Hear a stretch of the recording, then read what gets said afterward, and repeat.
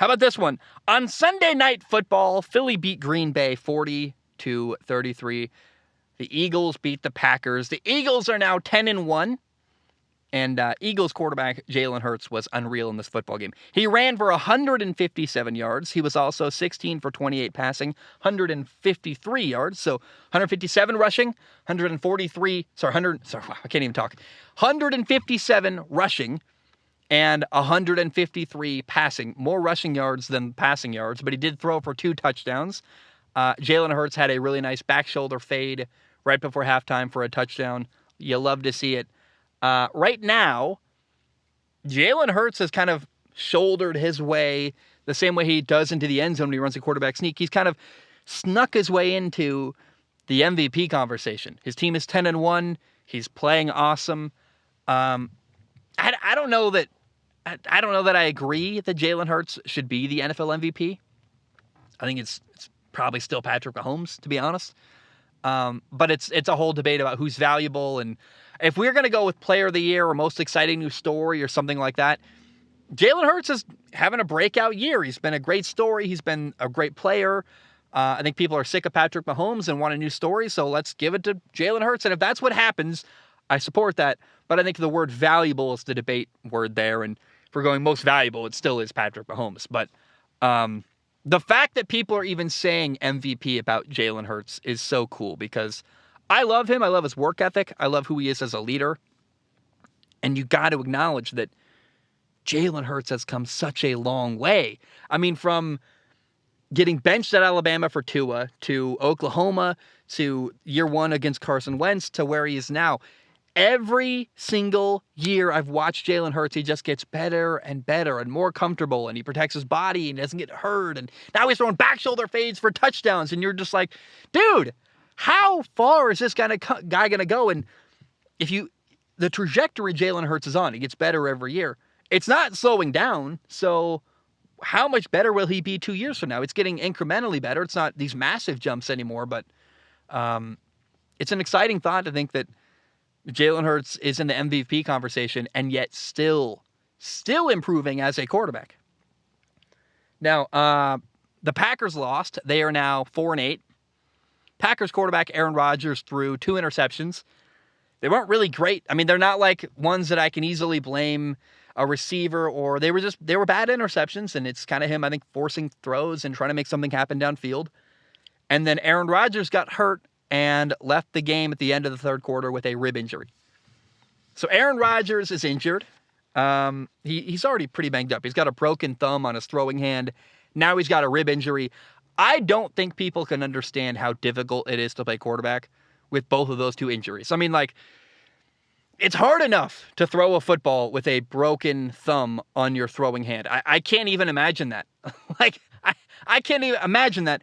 Then you have a rib injury where it's hard to breathe. Every movement hurts. I mean, I would not want to play quarterback if I was Aaron Rodgers. He didn't want to leave the game, and that's unbelievable to me. You got to kind of tip your cap to that. That's a really tough dude. But Aaron is 38 years old. And I think he's got good football left.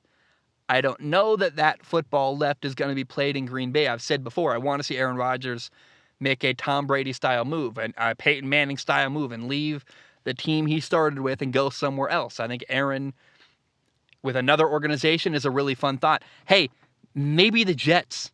The Jets are ready to win. They got a great defense. They got a lot of good receivers. They need a quarterback. I would love to see Aaron Rodgers go to New York and be the Jets starting quarterback next year. But given that the Packers are 4-8, given that Aaron is 38 years old and injured, even after last week the Packers were 4-7. And I started asking the question, when do you bench Aaron Rodgers and start thinking about the future and Jordan Love, your former first-round pick at quarterback? And in this game, it kind of happened naturally. Aaron Rodgers left the game injured. Former first-round pick Jordan Love came in the game, played the entire fourth quarter. He only got 2 drives, but he scored on both drives. He made the deficit smaller between, he came in down 14. He lost 40-33. Clearly something good was going on with Jordan Love. Jordan Love went 6 for 9 passing, 113 yards, had a touchdown pass. had this awesome throw to Christian Watson on a crossing route. Christian Watson caught it, ran for about 50 yards after the catch. It's a 63-yard touchdown pass. Dude, Christian Watson, that dude was moving, by the way. Like, oh my goodness. I think he's got 6 touchdowns in the last 3 games, and he is just, wow, is Christian Watson coming alive as the year has gone on. Looking like a great draft pick by the Packers. People are all mad the Packers, myself included, by the way, so I don't want to throw stones without acknowledging I was wrong too. I was like, are the Packers not going to draft a receiver in the first round? But it seems like they found a steal in the second round with Christian Watson. Now, I think if you're a Green Bay, I believe the Packers should stick with Jordan Love as their quarterback. You can let Aaron Rodgers heal, get healthy. It's a convenient way to bench him, to be totally honest. And it's really, really important that the Packers figure out how good Jordan Love is, because they need information on Jordan Love in order for them to help make decisions this offseason.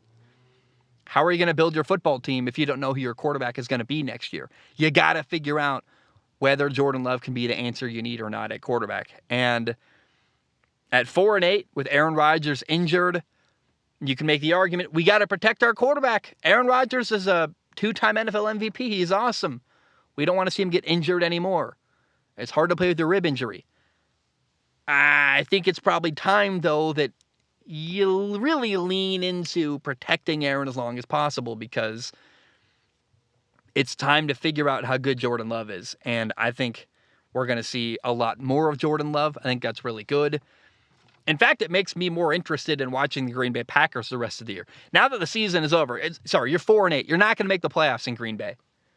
The year becomes about the future, and the most interesting storyline for the future is whether or not Jordan Love can be the franchise quarterback in Green Bay. By the way, shout out to the Philadelphia Eagles. Just as a team, they ran for 363 yards and 3 touchdowns. Jalen Hurts ran for 157 yards. Miles Sanders ran for 143 yards and 2 touchdowns. That's a dominant group up front for Philadelphia. And, Jason Kelce has a podcast. I keep seeing clips of him and his brother Travis Kelce.